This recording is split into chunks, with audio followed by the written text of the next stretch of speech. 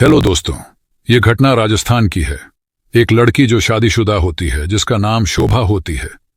जब शोभा को उनके पति खुश नहीं कर पाते थे तो शोभा गाजर और मूली का सहारा से अपने आप को खुश रखती थी। एक दिन जब शोभा किचन रूम में गाजर के साथ अपना प्यास बुझा रही थी, तभी शोभा के ससुर शोभा की हरकतों को देख लेता है।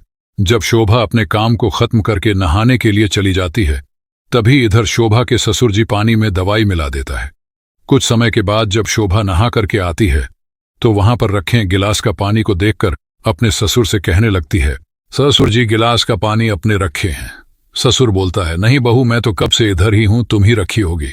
शोभा कुछ नहीं बोलती और गिलास का पानी फेंक देती है। जब ससुर देखता है तो कहने लगता है, अरे बहू, पानी को क्यों फेंक दिए।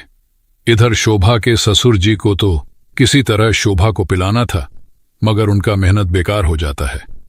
जब शाम को शोभा के पति अरुण अपने काम से घर पहुंचता है तो इधर शोभा अपने पति को गले लगाती है। शोभा अपने पति के साथ संबंध बनाना चाहती थी, मगर अरुण जल्दी ही बिस्तर में सो जाता है। शोभा अपने पति को मनाने का प्रयास करती है, मगर अरुण इतना कह करके सो जाता है कि मैं अभी बहुत थका हुआ हूं, मैं कुछ नहीं कर सकता।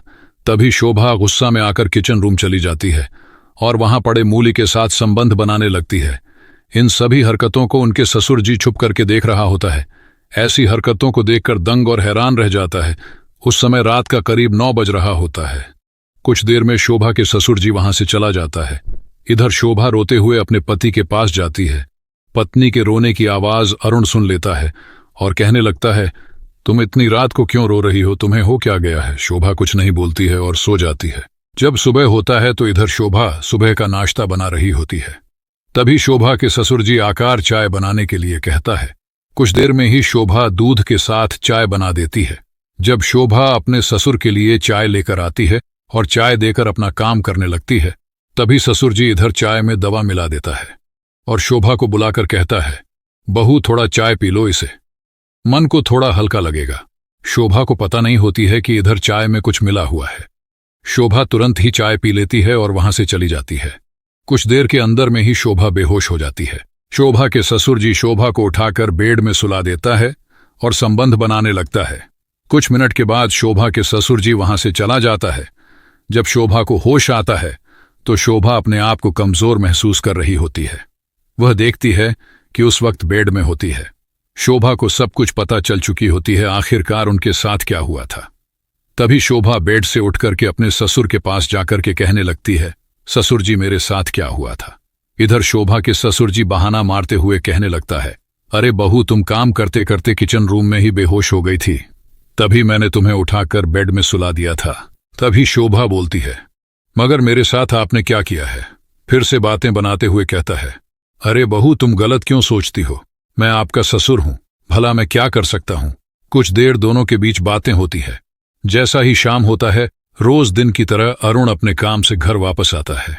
उस दिन शोभा अपने पति को खाना देकर सो जाती है। तभी अरुण खाना खाकर के अपने पत्नी के पास आता है और कहने लगता है, अरे आज तो क्या हो गया जो इतना जल्दी सो गई।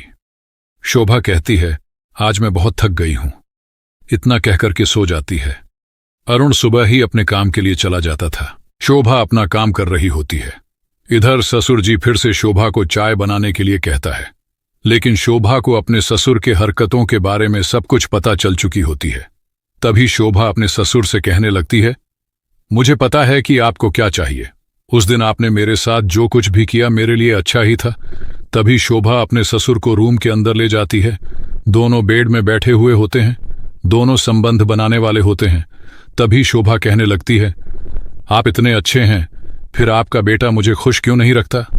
शोभा के ससुर कहने लगता है, देखो बहू, जब तेरा सास जिंदा थी तो हम दोनों काफी खुश रहा करते थे, मगर जैसा ही मुझे छोड़कर चली गई मैं एकदम से अकेला हो गया।